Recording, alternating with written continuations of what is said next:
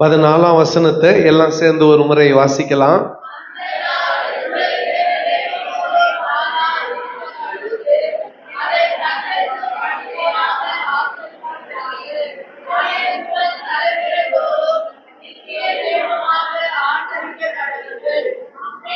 அந்த நாள் உங்களுக்கு நினைவு கூறுதலான நாளாக இருக்க கடவுது. அதை கர்த்தருக்கு பண்டிகையாக ஆசரிப்பீர்களாக. உங்கள் தலைமுறைதோறும் நித்திய நியமமாய் ஆசரிக்க கடவீர்கள்.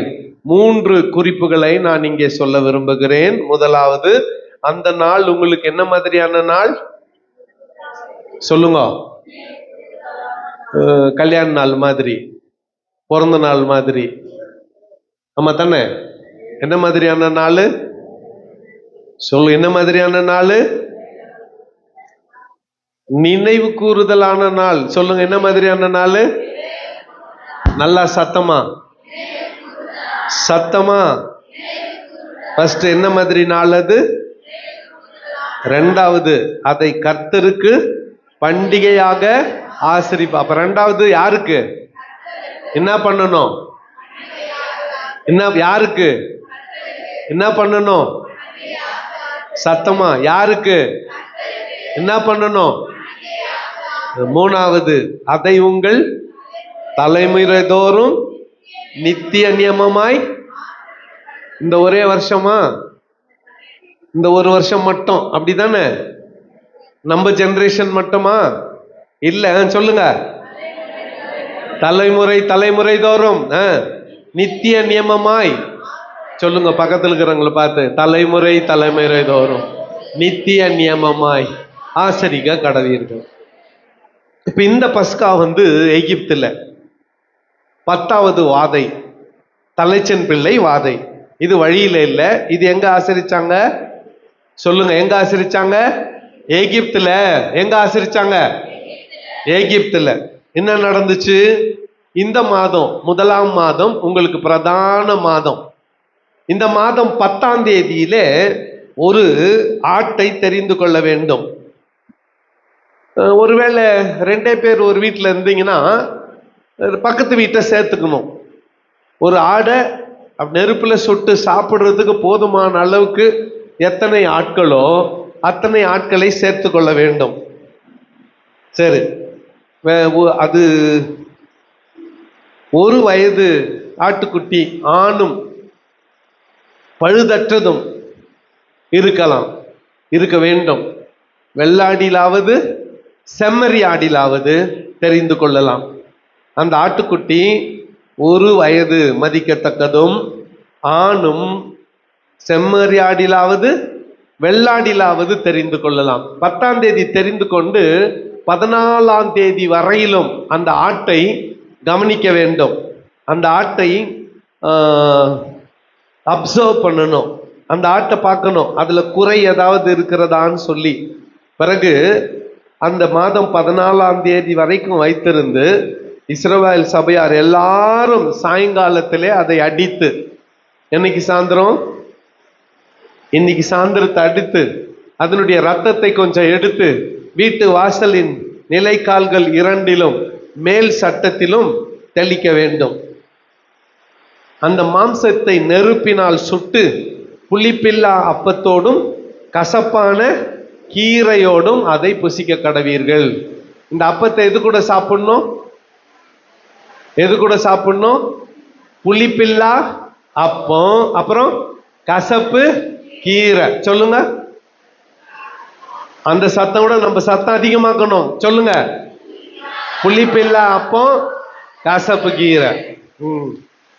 அதனால தான் 4 மணிக்கு தான் மாவு பிசைஞ்சு ரொட்டியெல்லாம் சுட்டுக்கிறோம் நாங்க. தோசை இல்லை, இட்லி இல்லை. என்ன சொல்லுங்க? புளிப்பில்லா அப்பம். சொல்லுங்க. புளிப்பில்லா அப்பம். 2வது கீரை வகை, அப்படின்னா பச்சை காய்கள் சாப்பிட போறோம். நெருப்புல சுட்ட மாம்சம்.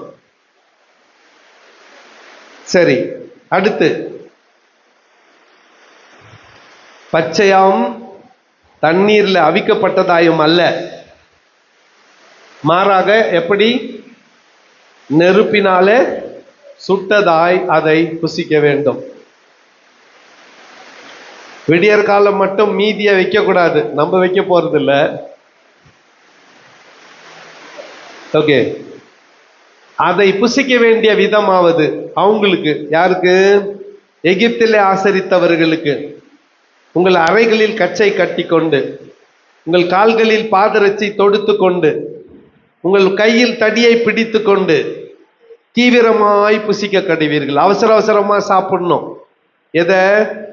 எகிப்துல ஆசரித்த பஸ்காவை எப்படி சாப்பிடணும்? அவசர அவசரமா சாப்பிடணும். அது கர்த்தருடைய பஸ்கா. அன்னைக்கு என்ன நடக்கும் அதுதான் முக்கியம். சாப்பிடுறது சரி, அன்னைக்கு என்ன நடக்கும் அதை 12ஆம் வசனத்துல வாசிக்கிறோம். அந்த ராத்திரியிலே நான் எகிப்து தேசமெங்கும் கடந்து போய் எகிப்து தேசத்தில் உள்ள மனிதர் முதல் மிருக ஜீவன்கள் மட்டும் முதற் பேராயிருக்கிறவைகளை எல்லாம் அதம் பண்ணி எகிப்து தேவர்கள் மேல் நீதியை செலுத்துவேன். நானே கர்த்தர். நீங்கள் இருக்கும் வீடுகளில் அந்த இரத்தம் உங்களுக்காக அடையாளமாய் இருக்கும். அந்த இரத்தத்தை நான் கண்டு உங்களை கடந்து போவேன். பாஸ்ஓவர். நான் எகிப்து தேசத்தை அழிக்கும் போது அழிக்கும் வாதை உங்களுக்குள்ளே வராதிருக்கும். அந்த நாள் உங்களுக்கு நினைவு கூறுதலின் நாளாக இருக்க கடவுது. அதை கர்த்தருக்கு பண்டிகையாக ஆசரிப்பீர்களாக. அதை உங்கள் தலைமுறை தூரம் நித்திய நியமமாய் ஆசரிக்க கடவீர்கள். ஹல்லேலூயா. ஒரு ஹல்லேலூயா சொல்லுங்க.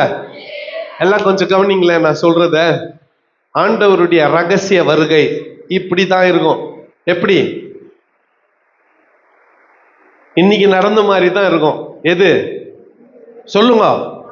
ஆண்டவருடைய ரகசிய வருகை. ஏன்னு சொல்றேன்னு கேளுங்களேன். எத்தனை மணிக்கு பிரேயர்ன்னு சொன்ன? 6 மணிக்கு எல்லாம் உள்ள வந்துட்டு இருந்தா சொல்லுங்க. 6 மணிக்கு எல்லாரும் உள்ள வந்துட்டு இருந்தா மழையில நனைஞ்சிருப்பாங்களா? மாட்டாங்க. 10 கன்னிகைகள், 5 பேரு தீவெட்டி எண்ணெய், 5 பேரு வெறும் தீவெட்டி. உள்ளக்கிறவங்க எல்லாம் புத்தி உள்ள கன்னிகைகள். உள்ளக்கிறவங்க எல்லாம் இல்ல, 6 மணிக்கு வந்தவங்க மட்டும்தான். ஆண்டவர் இதுலயே பிராக்டிக்கலா சொல்லி கொடுக்க போறாரு பாருங்க. இங்க பாரு, இதெல்லாம் ஏமாந்து போச்சு, இதெல்லாம் ஏமாந்து போச்சு. ஆண்டவருடைய வருகையில் அப்படி யாரும் ஏமாந்துடக்கூடாது. ஒரு சர்ச்சில் ஒரு ஊழியக்காரன் ஒரு விஷயத்தை ஃபிக்ஸ் பண்ணி சொன்னா பல முறை நான் பார்த்துட்டேன். என்னோட அனுபவத்துல பல முறை நான் பார்த்துட்டேன். மழையோ எந்த பிரச்சனையோ அந்த குறித்த நேரத்துக்குள்ள வந்துட்டா உள்ள வந்தவங்க தப்பிச்சுக்கிறாங்க. வர முடியாதவங்க வராத போயிடுவாங்களோ என்னமோ. சர்ச்சில் நிறைய ஜனம் இருக்குன்னு நானு நிறைய செஞ்சு வச்சுட்டு இருக்கிறேன். மையா இவ்வளோ சப்பாத்தி வந்துட்டுக்குது, இவ்வளோ கறி ஃப்ரை பண்ணுகிறாங்க, இவ்வளோ முட்டை வேக வச்சுருக்கிறாங்க, அவ்வளோ ஐட்டமுக்கு தாங்க. பார்த்தா ஜனம் பாதி தாங்குது, என்ன மிச்சாயிடுமே. சரி, நல்லா கேளுங்க. நாம எப்பொழுதும் ஆயத்தமாய் இருக்க வேண்டும், ஆயத்தமாய் இருக்க வேண்டும். இந்த ஆயத்தம் நம்ம வாழ்க்கையில ரொம்ப முக்கியம். இது கூட ஒரு லெசன். ஏமாந்து போயிடக்கூடாது, நம்ம ஏமாந்து போயிடக்கூடாது. இப்போ நம்ம நேரம் ஏன் டைம் ஃபிக்ஸ் பண்றோம்? ஏன் நேரம் ஃபிக்ஸ் பண்றோம்? இன்னைக்கு சூரியன் மறைஞ்சது 6:20க்கு.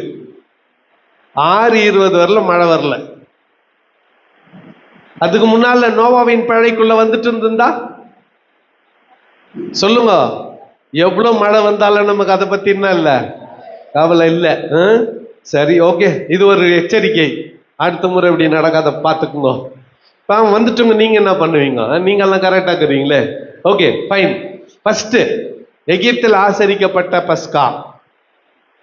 அந்த பஸ்காவில் நின்ற வண்ணமாய் இடுப்பில அரைக்கச்சை கட்டி கொண்டு கையில தடியை பிடித்து கொண்டு அவசர அவசரமா சாப்பிட்டாங்க. முதல் பஸ்கா எகிப்துல என்னென்ன சாப்பிட்டாங்க? நெருப்பில சுட்ட மாம்சம், அப்புறம் புளிப்பில்லாத அப்பம், அப்புறம் கசப்பு கீரை. இன்னைக்கு நம்ம பிளேட்ல இதெல்லாம் இருக்க போகுது. நெக்ஸ்ட், ஏசுநாதர் நாட்களிலே ஆசரித்த பஸ்காவை குறித்து பார்க்கலாம். அதுக்கு முன்னால கர்த்தரை ஆராதிக்க போகிறோம். யாவரும் எழுந்திருப்போம். யாவரும் எழுந்திருந்து கொஞ்ச நேரம் லெட்ஸ் வர்ஷிப் தி லார்ட். கர்த்தரை ஆராதிப்போம். ஹல்லேலூயா, வி வர்ஷிப் யூ. உம்மை ஆராதிக்கிறோம் ஆண்டவரே. அதை குறித்து வாசிக்கலாம். 1 கொரிந்தியர் 13ஆம் அதிகாரம் 11ஆம் அதிகாரம் வசனங்கள் 23 to 31 வரை வாசிக்கலாம். 1 கொரிந்தியர் 11 23 to 31 வரை. நான் உங்களுக்கு ஒப்புவித்ததை கர்த்தரிடத்தில் பெற்றுக்கொண்டேன். என்னவெனில், கர்த்தராகிய இயேசு தாம் காட்டிக் கொடுக்கப்பட்ட அன்று ராத்திரியிலே அப்பத்தை எடுத்து ஸ்தோத்திரம் பண்ணி அதை பிட்டு, நீங்கள் வாங்கி புசியுங்கள், இது உங்களுக்காக பிற்கப்படுகிற என்னுடைய சரீரமாயிருக்கிறது, என்னை நினைவு கூறும்படி இதை செய்யுங்கள் என்றார். போஜனம் பண்ணின பின்பு அவர் அந்தப்படியே பாத்திரத்தையும் எடுத்து, இந்த பாத்திரம் என் இரத்தத்தினாலாகிய புதிய உடன்படிக்கையாயிருக்கிறது, நீங்கள் இதை பானம் பண்ணும் போதெல்லாம் என்னை நினைவு கூறும்படி இதை செய்யுங்கள் என்றார். ஆகையால் நீங்கள் இந்த அப்பத்தை புசித்து இந்த பாத்திரத்தில் பானம் பண்ணும் போதெல்லாம் கர்த்தர் வருமளவும் அவருடைய மரணத்தை தெரிவிக்கிறீர்கள். இப்படி இருக்க, எவன் அபாத்திரமாய் கர்த்தருடைய அப்பத்தை புசித்து அவருடைய பாத்திரத்தில் பானம் பண்ணுகிறானோ, அவன் கர்த்தருடைய சரீரத்தையும் இரத்தத்தையும் குறித்து குற்றமுள்ளவனாயிருப்பான். எந்த மனுஷனும் தன்னைத்தானே சோதித்தறிந்து இந்த அப்பத்தில் புசித்து இந்த பாத்திரத்தில் பானம் பண்ண கடவன். எண்ணத்தினாலெனில், அபாத்திரமாய் போஜனம் பண்ணுகிறவன் கர்த்தருடைய சரீரம் இன்னதென்று நிதானித்து அறியாததினால் தனக்கு ஆக்கினை தீர்ப்பு வரும்படி போஜன பானம் பண்ணுகிறான். இது நிமித்தம் உங்களில் அநேகர் பலவீனரும் வியாதி உள்ளவர்களுமாயிருக்கிறார்கள், அநேகர் நித்திரையும் அடைந்திருக்கிறார்கள். நம்மை நாமே நிதானித்து அறிந்தால் நாம் நியாயம் தீர்க்கப்படும். ஆமென். அப்போஸ்தலனாகிய பவுல் இயேசு கிறிஸ்து தம்முடைய சீஷரோடு அந்த வருஷம் வியாழக்கிழமை ராத்திரி வந்துச்சு. இதை கொஞ்சம் நான் விளக்கமா சொல்லிடணும். நாளைக்கு என்ன ஞாயிறு? திங்கக்கிழமையிலிருந்து என்ன வாரம்? பரிசுத்த வாரம். நாளைக்கு குருத்தோலை ஞாயிறு. திங்கக்கிழமையிலிருந்து என்ன வாரம்? பரிசுத்த வாரம். அதை தொடர்ந்து அந்த வியாழக்கிழமை ராத்திரின்னா பெரிய வியாழக்கிழமை இல்ல, வெள்ளிக்கிழமை பெரிய வெள்ளி, அதாவது குட் ஃப்ரைடே.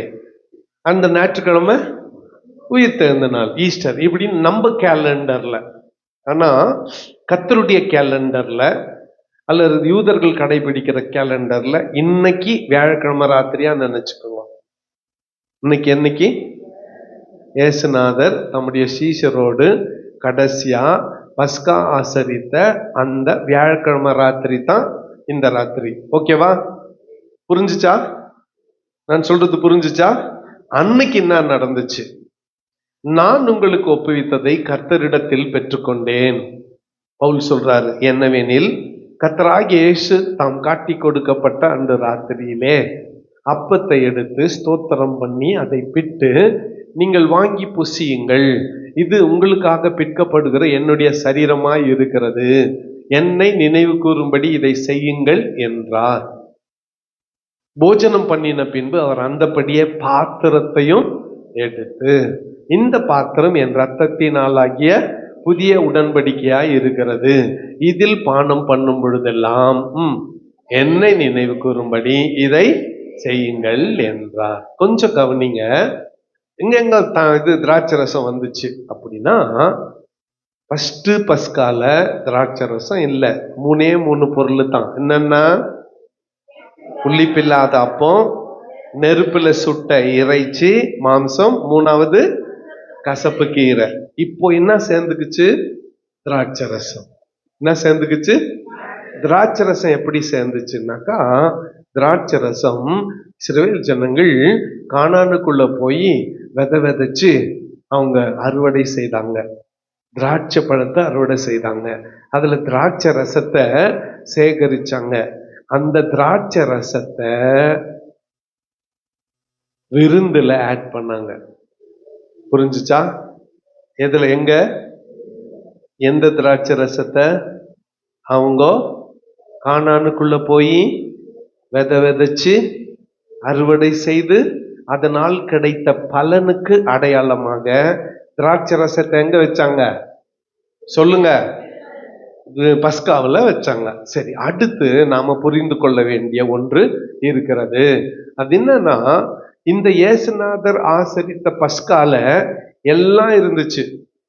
என்ன? புளிப்பில்லா, சொல்லுங்க, நெருப்புல சுட்ட இறைச்சி, 3வது சொல்லுங்க கசப்பு கீரை. இது கூட இயேசுநாதர் கூட ஆசரிச்ச பஸ்காவில் என்ன சேர்ந்துக்குச்சு? திராட்சை ரசம். 5வது ஒரு பொருள் சேர்ந்துக்குச்சு.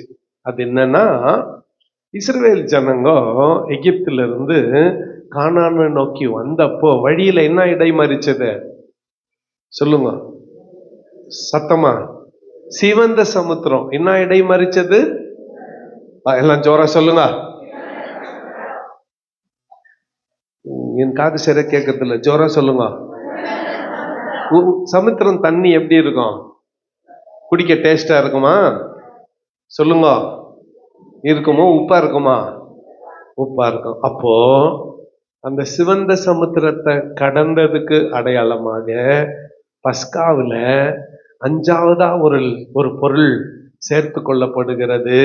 அந்த பொருளுக்கு என்ன பேரு? உப்பு தண்ணி. 5வதா சேர்த்து கொள்ளுகிற பொருளுக்கு பேர் என்ன? 5வதா சேர்த்து கொள்ளுகிற பொருள் என்ன? 5வதா சேர்த்து கொள்ளுகிற பொருள் என்ன? சத்தமா சொல்லுங்க. அப்போ இப்போ உங்க பிளேட்ல என்னென்ன இருக்க போகுது? புளிப்பில்லா அப்பம், நெருப்பினால் சுட்ட இறைச்சி, கசப்பு கீரை, திராட்சை ரசம், உப்பு தண்ணி. சரி, ஏன் இந்த கசப்பு கீரையும் உப்பு தண்ணியும் அதை மட்டும் சொல்லிட்டு பாட்டு பாட போயிட போறோம். பாட்டு பாடினதும் 3வது பஸ்கா. என்ன பஸ்கா? குடும்ப பஸ்கா. சொல்லுங்க. நம்ம குடும்ப பஸ்கா. சொல்லுங்க. நம்ம குடும்ப பஸ்கா. சொல்லுங்க. ஓகே. இப்போ இந்த கசப்பு கீரை நம்ம நாட்டுல கிடைக்கிறது இல்லை. நம்ம நாட்டுல கிடைக்கிற கசப்பு கீரை எல்லாம் பாய்சன். காலையில எல்லாம் பிளாட் ஆயிடுவீங்க, என்ன பிடிச்சி ஜெயிலில் போட்டுருவாங்க. ஃபர்ஸ்ட் நானும் பிளாட் ஆயிடுவேன். நம்ம நாட்டுல கிடைக்கிற கீரை எல்லாம் விஷக்கீரை. அதுக்காக நான் என்ன பண்ணிக்கிறேன்னா, சின்ன மாற்றம் என்னன்னா, உங்க பிளேட்டுல பாவக்காய் இருக்கும். என்ன இருக்கும்? பாவக்காய். அடுத்து முள்ளங்கி இருக்கும். அதுக்கு அடுத்து வெங்காயம் இருக்கும். அதுக்கு அடுத்து கேபேஜ் இருக்கும். இது 4 மிக்ஸ் பண்ணி சாப்பிட்டா 2 விஷயம் நடக்கும். நாக்கு வரவரான்னு போவோம், கண்ணுல தண்ணி வரும். உங்க எல்லாரையும் அழ வைக்கணும்ன்றது தான் நோக்கம். அடுத்து ஏன் அழுகணும்னு தெரியணும்ல. ஏன் அழுகணும்? இன்னைக்கு பஸ்கான்னு சொல்லிட்டு எல்லாரையும் வெள்ளை ட்ரெஸ்ல வர சொல்லிட்டு நான் ஏன் அழுகணும்? வீட்டிலேயே உட்காந்து அழுதுன்னு இருப்பனே அப்படின்னு நியாயமான கேள்வி. ஏன் அழுகணும்னா, இஸ்ரவேல் ஜனங்க எகிப்துல இருந்த போது மோசே பிறந்தான்ல. மோசே பிறந்த போது பார்வோன் ஒரு சட்டத்தை பாஸ் பண்ணான். என்ன அந்த சட்டம்னா, 2 வயது மதிக்கத்தக்க ஆண் பிள்ளைகளை எல்லாம் நைல் நதியில போட சொன்னான். ஃபர்ஸ்ட் கட்டளை என்ன தெரியுமா சொன்னா? முதல் கட்டளை 2 நர்சம்மாங்க இருந்தாங்க. 2 சொல்லுங்க நர்சம்மாங்க இருந்தாங்க. நம்ம நம்ம சர்ச்சில் கூட சாந்தி அம்மா எல்லாம் வந்து நர்சம்மா.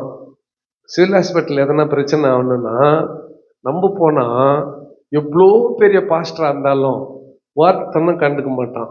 அப்படி போய் உக்காருன்னுவார் வார்ட் பாய். என்ன பாக்குறீங்க? வார்ட் பாய் என்ன சொல்லுவாரு? நம்ம ஐயோ ஐயோ நோதேன் பண்ணா கூட சரி, ரொம்ப ஆக்ட் கொடுக்காத, அப்படி உக்காரு, உனக்கு ஒன்றும் ஆகாதுன்னுவான். அதே நம்ம நர்சம்மா கூட இருந்தா நேரா டோக்கன் போட வேண்டியதில்லை, வரிசையில் நிற்க வேண்டியதில்லை, நேரம் தள்ளுப்பா தள்ளுப்பா அப்படின்ட்டு டாக்டர் கிட்ட கூப்பிட்டு யாருன்னா உக்காந்து தேய்ச்சிக்கோ அப்படின்னு நம்மள என்ன அப்படி பாக்குறீங்க? அவங்க சர்வீஸ் அது நம்மளுக்கு. நமக்கு அவர்கள் கொடுக்கக்கூடிய சேவை, விசேஷமான ஒரு பதவி. எது? நர்சம்மா. அந்த நர்சிங் அவங்களுக்கு ஒரு அது ஒரு அற்புதமான ஒரு இது. ஊசியில நல்லா நினைக்கிறீங்க, குழந்தைங்களுக்கு ஊசி போட பார்த்தீங்கன்னா சும்மா அப்படி அப்படி ரத்துல தட்டிட்டு அந்த குழந்தையுடைய கவனம் இங்க இருக்கிறப்போ சரக்குன்னு என்ன போட்டுப்பாங்க? ஊசி போட்டுப்பாங்க. சில நர்சம் அப்பதான் நம்ம பேரை கேட்குவாங்க. என்னப்பா உன் பேர் என்னப்பா அப்படின்னு கேட்குவாங்க. என் பேரான்றதுக்குள்ள எப்போ குத்திட்டு இருப்பாங்க. ஆச்சு, ரைட்.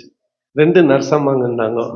பார்வோன் என்ன பண்ணா, கூப்பிட்டான் நர்சம்மாங்களை கூப்பிட்டு, நான் சொல்றது நல்லா கேளுங்க, இஸ்ரவேல் ஜனங்க, குறிப்பா அந்த எபிரேயர்கள், அப்ப அவங்களுக்கு பேர் எபிரேயர்கள். எபிரேயர் பெண்கள் கர்ப்பவேதனைப்பட்டு பிரசவ வலிக்கு வந்தா, நீங்க பிரசவம் பார்க்குறப்போ ஆண் பிள்ளைங்களா இருந்தா சாவடிச்சிருங்க, பெண் பிள்ளைங்களா இருந்தா விட்டுருங்கன்னு சொன்னான். அந்த 2 நர்சம்மாங்க என்ன பண்ணாங்க தெரியுமா? ராஜாக்கு கீழ்ப்படியில ஆண்டவருக்கு பயந்தாங்க. சொல்லுங்க, யாருக்கு பயந்தாங்க? ஆண்டவருக்கு. ஆண்டவருக்கு பயந்து ஆண் பிள்ளைகள் எல்லாம் கொல்லாம விட்டுட்டாங்க. ராஜா கோபமா வந்து கேட்டான், என்ன பண்றீங்க நீங்க? ஆண் பிள்ளைங்களை கொல்லலையே. அதுக்கு அந்த அம்மா சொன்னாங்க, ராஜாவே, நம்ம எகிப்து பெண்கள் மாதிரி எபிரேய பெண்கள் கிடையாது. நாங்க போறதுக்குள்ளெல்லாம் அவங்க குழந்தை பெற்றுறாங்க, எங்களால ஒண்ணும் பண்ண முடியுது இல்லைன்னு சொன்னாங்க. இதுக்காகவே கர்த்தர் அந்த 2 நர்சம்மாங்களை ஆசீர்வதிச்சார். நல்லா ஜோரா கை தட்டுங்க. மெடிக்கல் ஃபீல்டில் இருக்கிறவங்க பாராட்டுதலுக்குரியவர்கள். ஆபத்தான நேரத்துல நமக்கு என்ன பண்றாங்க? அவங்க உதவி செய்யறாங்க. ரைட்டா? சரி, இப்போ அங்க தப்பிச்சிட்டாங்கல்ல பிள்ளைங்க, நர்சம்மா கிட்ட தப்பிச்சிட்டாங்க. அடுத்த கட்டளை கொடுத்தான், 2 வயதுக்குட்பட்ட ஆண் மக்களை எல்லாம் நதியில போட்டுருங்கோ. எந்த நதியில? நைல் நதியில. இப்போ போட்டாங்க. அதனால அன்றைக்கு இழந்து போன அத்தனை ஆண் பிள்ளைகளையும் மனசுல நினைச்சுக்கின்னு என்ன பண்ணணும்? நம்ம அழுகணும். நம்மளுக்கு கல் நெஞ்சம், நம்மளுக்கு என்ன வராது? அழ வராது. இதை சாப்பிட்டா என்ன வரும்? அழகும். இன்னொரு முறை அழுகணும், இன்னொரு முறை திருப்பி உப்பு தண்ணியில தொட்டு சாப்பிட்டதும் இன்னொரு முறை கண்ணீர் வரணும். அதுக்கு ஏன்னா அது எதுக்குன்னா, இயேசுநாதர் குழந்தையா பிறந்தப்போ பார்வம் என்ன பண்ணான்? ஏரோது 2 வயதுக்குட்பட்ட ஆண் மக்களை கொலை செய்ய சொல்லிட்டான். இயேசுநாதர் பிறந்தப்போ திரும்பி இன்னும் கொஞ்சம் சாப்பிட்டுட்டு என்ன பண்ணணும்? மோர் டியர், இன்னும் கண்ணீர் வரணும். ரைட்டா? இந்த 2வது முறை வரலன்னு வச்சுக்கோங்களேன், பிலோமினா சிஸ்டர் அருள்தாஸ் நினைச்சுக்கோ, தான் ஆள வந்துடும். அவரை நினைச்சா சிரிப்பு தான் வருது இல்ல? ஓகே. மூன்றாவதா ஒரு ஒரு கண்ணீர். இயேசுநாதர் சிலுவையை சுமந்து கொண்டு பட்டணத்தை விட்டு வெளியே போற பட்டணத்து வாசல்ல, நல்லா கேளுங்க, பெண்கள், இயேசுநாதருடைய ஊழியத்துல ஆசீர்வாதம் பெற்ற பெண்கள், நன்மை பெற்ற பெண்கள், அவங்கெல்லாம் நின்று அழுகுறாங்க. அப்ப இயேசுநாதர் சொல்றாங்க, எங்களுக்காக அழாதீங்க, எனக்காக அழாதீங்க, உங்களுக்காக சொல்லுங்க, உங்களுக்காகவும் உங்கள் பிள்ளைகளுக்காகவும் உங்கள் பிள்ளைகளின் பச்சை மரமாகிய எனக்கு இந்த பாடு என்று சொன்னால், பட்ட மரமாகிய உங்களுக்கு என்ன பாடோ. அப்ப நெக்ஸ்ட் 3வது, இந்த 2த்துக்கு அழுவலன்னா கூட பரவாயில்ல, ஐயோ எனக்கு என்ன தெரியலையேன்னு உங்களுக்காக இன்னைக்கு ராத்திரி அழுவணும். புரியுதா? 2 காரியத்துக்காக அழுவலைன்னா பரவாயில்ல, கண்ணீர் வரலன்னா பரவாயில்ல. மூன்றாவது ரீசன் இருக்குது பாரு, நமக்காக நாம் கண்ணீர் விட வேண்டும். 2 நாளைக்கு முன்னால பாஸ்டர்ஸ் மீட்டிங்ல இதே மாதிரி பஸ்காவை ஆசரித்தோம். உங்களுக்கு வேணும்னு தான் அங்க நான் எப்பவுமே போட்டோ எல்லாம் அனுப்புனது இல்லை. இந்த முறை ஏன் அனுப்பணும்னு தெரியுமா? நீங்கெல்லாம் அங்க நடக்கிறது என்னன்னு தெரிஞ்சுக்கணுன்றதுக்காக. 100க்கும் அதிகமான பாஸ்டருங்க, பெரும்பாலான ஊழியர்கள் கண்கள்ல கண்ணீர். அதுல ஒரு பாஸ்டர் எனக்கு ஃபோன் பண்ணாரு, ஐயா 3 வருஷம் நானும் பாஸ்டர் ஆண்ட்ரூஸ் ஐயாவும் பேசுறது இல்லை. அவர் என்னை பார்த்தா மூஞ்ச திருப்பி போயிட்டாரு. 3 வருஷமா அவர் என்கிட்ட பேசுறது இல்லை. ஆனா பஸ்கா ஆசரிச்சிட்ட பிறகு ஆவியானவர் என் உள்ளத்துல பேசினாரு. இப்போ ஆண்ட்ரூஸ் கிட்ட போன்னு சொன்னாரு. ஆண்ட்ரூஸ் கிட்ட போனேன். அவர் வேற யாருக்கும் ஜெபம் பண்ணிருந்தாரு.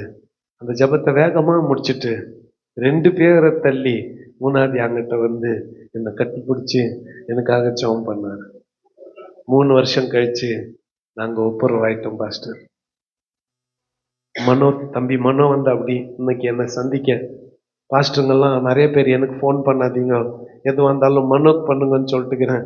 கிட்டத்தட்ட 20க்கும் அதிகமான பாஸ்டருங்க ஃபோன் பண்ணி இந்த வருஷம் பஸ்கா பண்டிகை எங்களுக்கு மிக மிக மிக மிக ஆசீர்வாதமா இருந்தது. ஹோலி ஸ்பிரிட், பரிசுத்த ஆவியானவர் எங்க இருதயத்தை உடைச்சிட்டார். ஒரே ஒரு வார்த்தை சொன்னேன், காலையில சொன்னேன் ப்ரேயர்ல, இப்போ சொல்றேன்.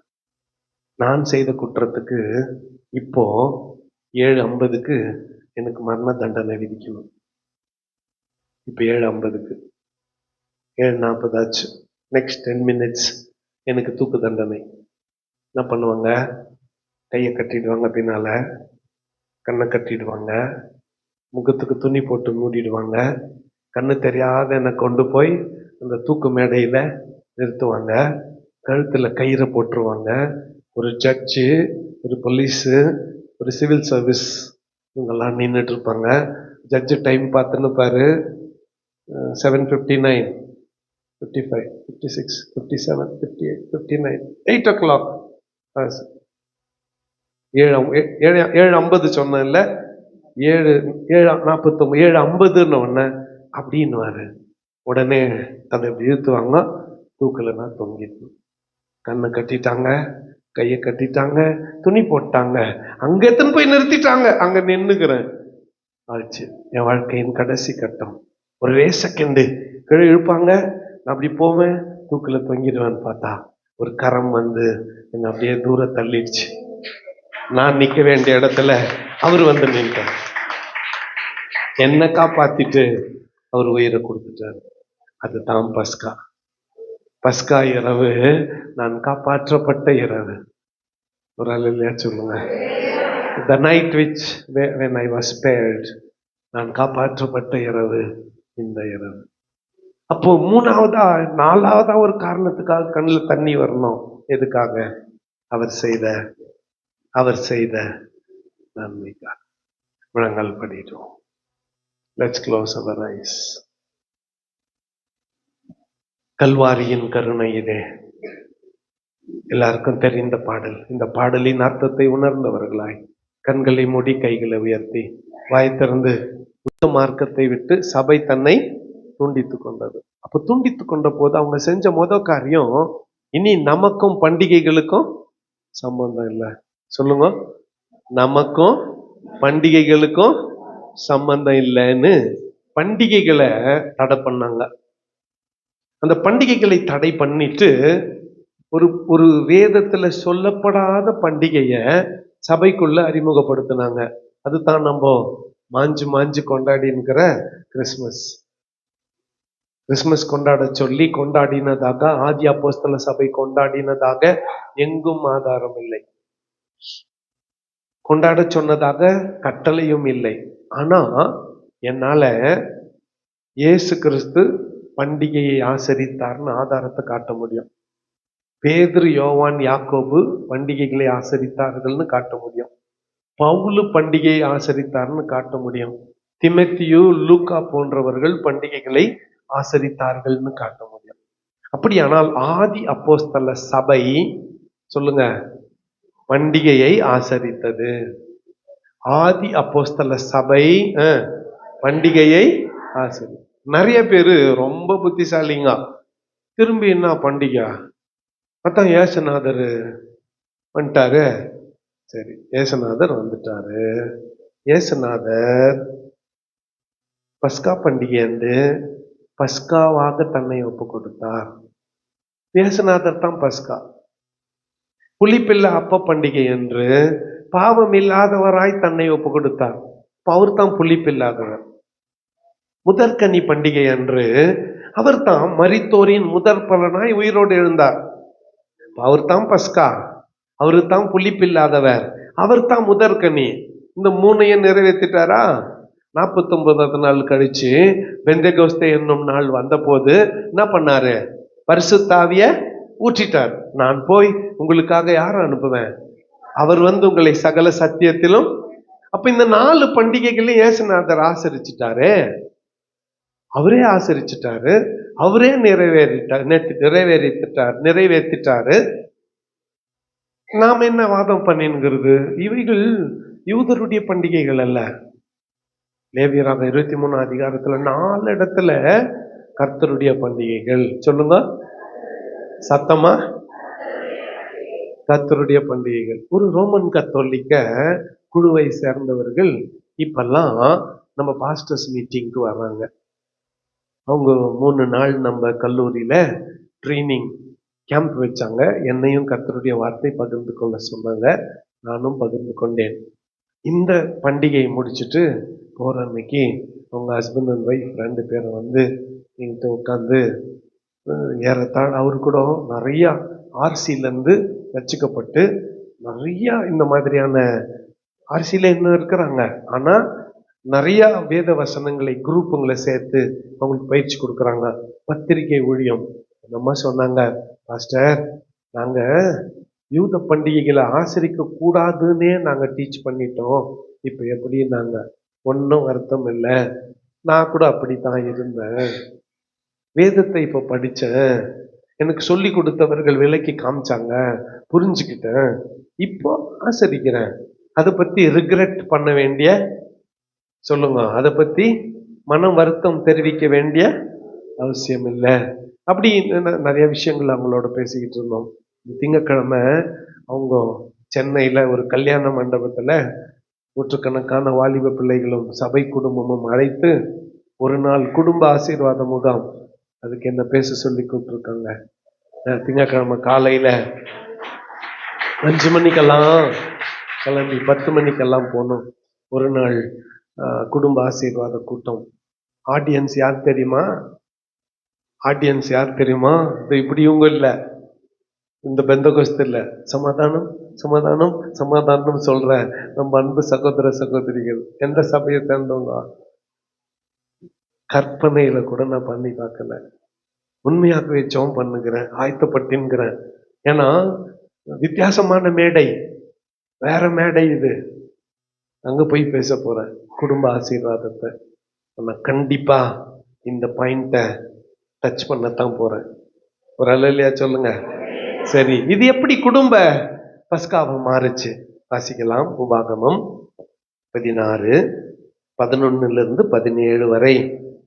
16 உபாகமம், Deuteronomy chapter 16 verses from 11 to 17.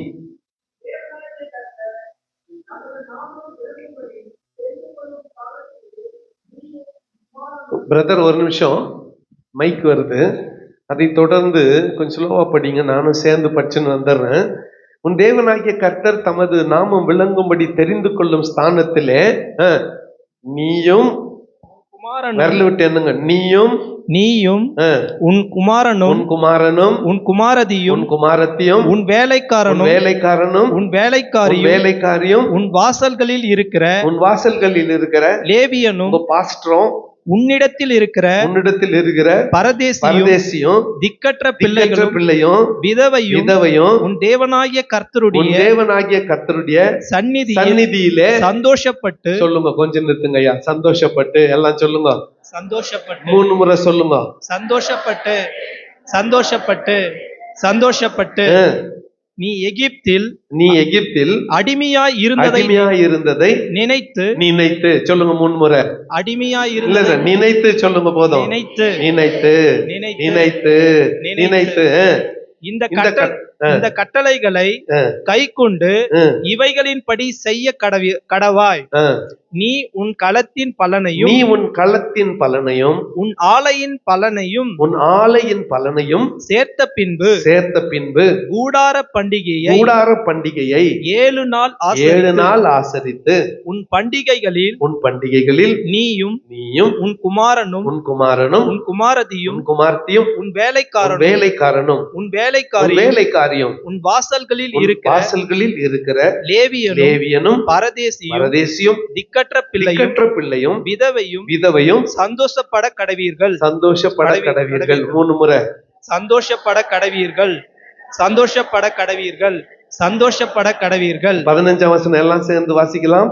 உனக்கு உண்டான எல்லா வரத்திலும் உன் கைகளுடைய எல்லா கிரியைகளிலும் தேவனாகிய கர்த்தர் உன்னை ஆசீர்வதிப்பார். கர்த்தர் தெரிந்து கொள்ளும் ஸ்தானத்தில் உன் தேவனாகிய கர்த்தருக்கு 7 நாளும் பண்டிகையை ஆசரித்து சந்தோஷமாய் இருப்பாயாக. வருஷத்தில் 3 தரம் புளிப்பில்லாத அப்ப பண்டிகையிலும் வாழ பண்டிகையிலும் கூடார பண்டிகையிலும். கொஞ்சம் நிறுத்துங்க. இந்த புளிப்பில்லாத அப்ப பண்டிகையின் முதல் நாள் தான் இன்னைக்கு இருக்கிற பஸ்கா. கை தட்டி ஆண்டவருக்கு ஒரு காணிக்கை செலுத்துங்க. புளிப்பில்லா அப்ப பண்டிகையின் முதல் நாள் தான் பஸ்கா. சொல்லுங்க. புளிப்பில்லா அப்ப பண்டிகையின் முதல் நாள் தான் பஸ்கா. வாரங்களின் பண்டிகையிலும் கூடார பண்டிகையிலும் உன் ஆண் மக்கள் எல்லாரும் உன் தேவனாகிய கர்த்தர் தெரிந்து கொள்ளும் ஸ்தானத்திலே அவர் சந்நிதிக்கு முன்பாக வந்து காணப்பட கடவர்கள். 4 முறை சொல்லுங்க. வந்து காணப்பட கடவர்கள். 4 முறை சொல்லுங்க.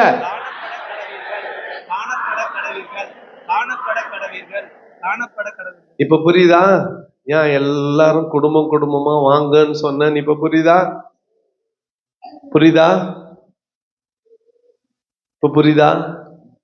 ஆண்டவர் தேடின்னு வர்றாரு. யாரெல்லாம் காணோம்? இங்க 1 உட்காரம் காணோம், அங்க 1 உட்காரம் காணோம், இங்க 2 காணோம், அங்க 2 காணோம், இங்க 2 காணோம். தேடின்னு வர்றாரு. வரப்போ ஆசீர்வாதத்தோட வர்றாரு. கிஃப்ட் பாக்ஸோட வர்றாரு. இருக்கிறவங்களுக்கெல்லாம் டிஸ்ட்ரிபியூட் பண்றாரு. என்னத்த சொல்லுங்க? Gift box. இல்லாதவங்களுக்கு அவங்களுக்கு பத்தி நான் வாங்கிக்கிறேன்னு வாங்க முடியாது. அது பாஸ்டர் போய் குத்துறன்னு சாத்திட்டு இருக்கிற கதவு தட்டி, சாத்தி இருக்கிற வீடை கூட கதவு தட்டி மூட்டை இறக்குறது பாஸ்டர் தான். ஆண்டவர் எல்லாம் இல்லை. அப்படி தேடுறாரு. காணப்படலையே, இவங்க வருவாங்கன்னு நினைச்சனே, காணுமே. அந்த அங்கலாய் போடு, அந்த எதிர்பார்ப்போடு ஆண்டவர் வருகிறார். கடைசி அந்த 17ஆம் வசனத்தை எல்லாம் சேர்ந்து வாசித்துடலாமா? ஆனாலும் அவர்கள் கர்த்தருடைய சந்நிதியில் வெறுங்கையோடு வராமல் உன் தேவனாகிய கர்த்தர் உனக்கு அருளிய ஆசீர்வாதத்திற்கு தக்கதாக அவனவன் தன் தகுதிக்கு ஏற்றபடி காணிக்கையை கொண்டு வர கடவன். எத்தனை பேர்கிட்ட இந்த மாதிரி போன் இருக்குது? ஸ்மார்ட் போன் எத்தனை பேர்கிட்ட வச்சுருக்கீங்க? கை தூக்கணும். நல்லா ஸ்ட்ரைட்டா தூக்கணும், நல்லா உயரமா. இல்லைன்னா செக் பண்ணுவேன் நான். ஒழுங்க மரியாதை தூக்கணும். வச்சுருக்கிறவங்களாம் தூக்கணும். Very good. உங்களுக்கு இதுல மெசேஜ் அனுப்புனேன்னு பாத்தீங்களா? நடிகர் யாருன்னா பல்லேச்சு நின்னுந்தாக்கா லைக் போட்டுருப்பீங்க. எந்த பார்த்தோன்னு தள்ளிட்டு போயிட்டு இருப்பீங்க. அப்படித்தானே? நம்ம தானே டோப்பா போட்டுன்னு வந்து நின்னுப்பான்.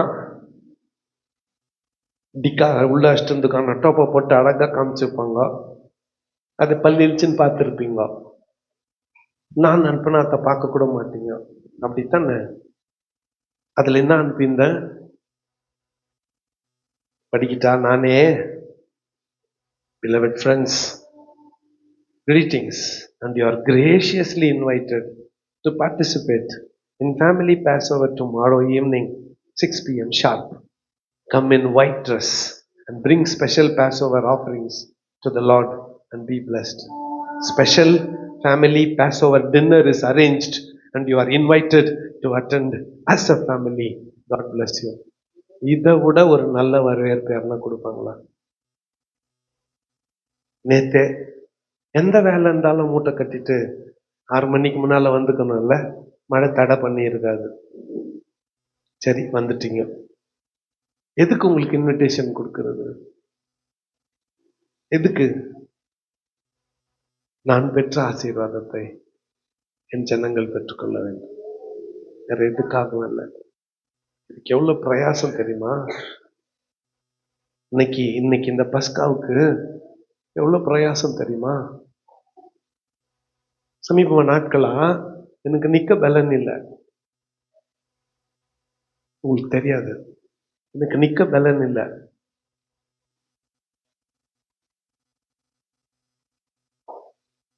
வர்ஷிப்னா எனக்கு நிக்கிறதே பிடிக்காது, உட்கார்றதே பிடிக்காது. ஆராதனை நேரத்துல உட்கார்றதே பிடிக்காது எனக்கு. நான் சமீபமா என்னால நின்று கர்த்தரை ஆராதிக்க முடியல. காலை ஜப வேளையில 10 நிமிஷம் என்னால நின்று ஆராதிக்க முடியல. வந்த உடனே சேர்ல உட்காந்துக்கிறேன். கடந்த 24 மணி நேரம் அந்த பாஸ்டர்ஸ் மீட்டிங் முடிஞ்சிச்சு. என் கவனம் எல்லாம் இந்த பஸ்காவுக்காக. உட்காந்து ஆயத்தப்படுத்துறது ஒரு பக்கம், வேண்டிய வேறுபாடுகளை செய்யறது இன்னொரு பக்கம். எல்லாம் ரெடி. எல்லாம் எதுக்காக? நான் பெற்ற ஆசீர்வாதத்தை என் மக்கள் பெற்றுக்கொள்ள வேண்டும். எங்க குடும்பங்களிலிருந்து, சபை குடும்பங்களிலிருந்து வறுமை நீங்கணும். சபை குடும்பங்களிலிருந்து கடன் பிரச்சனை நீங்கணும். சபை விசுவாசிகளின் குடும்பத்தில் நோய் நொடி காணப்படக்கூடாது, வியாதி பலவீனம் இருக்கக்கூடாது. சுகமான ஆரோக்கியமான வாழ்க்கை வாழ வேண்டும். ஒவ்வொரு குடும்பமும் ஆசீர்வதிக்கப்பட வேண்டும். அதுக்கு தான் இவ்வளோ பிரயாசம். வேற எதுக்காகவும் இல்லை. வேற எந்த காரணமும் இல்லை. ஹிடன் அஜெண்டா எதுவுமே இல்லை. ஈவன் நான் கடைசியில ஒரு வார்த்தை சொன்னேன், விசேஷித்த பஸ்கா காணிக்கையை கொண்டு வாருங்கள்னு. அதை கூட சொல்றோம் பாருங்க. எனக்கு தேவைக்குதுன்றதுக்காக இல்லை, என் தேவைகளை கர்த்தர் சந்திக்கிறார். ஞாபகத்துல வச்சுக்கோங்க. எனக்கு கஷ்டம்னா என்னிலும் வசதியானவங்க கிட்ட தான் நான் போய் நிற்பேன். என்னை விட கஷ்டப்பட்டுனுக்கிற விதவை தாய்மார்கள் கிட்ட, வட்டிக்கார்கிட்ட கஷ்டப்பட்டுனுக்கிட்ட நான் உங்களை சுரண்ட மாட்டேன். அப்படிப்பட்ட பாஸ்டர் நான் இல்லை. ஞாபகத்துல வச்சுக்கோங்க. காணிக்கைய பத்தி நான் சொல்றேன்னா எனக்காக இல்ல, உங்கள் குடும்பங்கள் ஆசீர்வதிக்கப்பட வேண்டும், நீங்கள் ஆசீர்வதிக்கப்பட வேண்டும். அதுதான் காரணமே தவிர நான் பணக்காரனாகணுன்றது காரணம் அல்ல. பாருங்க, இந்த கடைசி வசனம் என்ன சொல்லுது? கர்த்தருடைய சந்நிதிக்கு வரும் பொழுது எப்படி வரக்கூடாது? வெறும் கையா வராமல் உன் தேவனாகிய கர்த்தர் உன்னை ஆசீர்வதித்ததற்கு தக்கதாக. ஆளுக்கு 10,000 சொல்ல, நான் எல்லாம் 10,000 கொடுங்கன்னு சொல்லல. எல்லாரும் 1000 ரூபாய் கம்மியா காணிக்க போடக்கூடாதுன்னு சொல்லல. அவங்கவுங்க தகுதிக்கு தக்கதாக, அவங்கவுங்க திராணிக்கு தக்கதாக, அவங்கவுங்க பலத்துக்கு தக்கதாக, அவங்கவுங்க உள்ளத்துல கர்த்தர் என்ன பேசினாரோ அதுக்கு தக்கதாக நீங்க என்ன பண்ணுங்க? உங்கள் காணிக்கைகளை கொண்டு வந்து செலுத்துங்கள்னு சொன்னேன். ஏன்? இப்ப இன்னொரு 2 நிமிஷத்துல ஒரு பாட்டை பாட போறோம். அப்ப காணிக்கை கொண்டு வந்து செலுத்தணும். நல்லா ஞாபகத்துல வச்சுக்கோ. ஆண்டவர் விதை விதைக்கிறதுல நம்பிக்கை உடையவர். இப்ப நம்ம கையில ஒரு சின்ன காணிக்கை இருக்கிறது. இதை எடுத்த இடம் காலியா இருக்கிறது. நம்ம எல்லாம் நிறைவுல வாழல, நம்ம எல்லாம் அப்படியே வழிந்தோடுகிற ஆசீர்வாதத்துல வாழல. லட்சக்கணக்கில் பேங்க் பேலன்ஸ் வச்சுன்னு இல்லை நம்ம,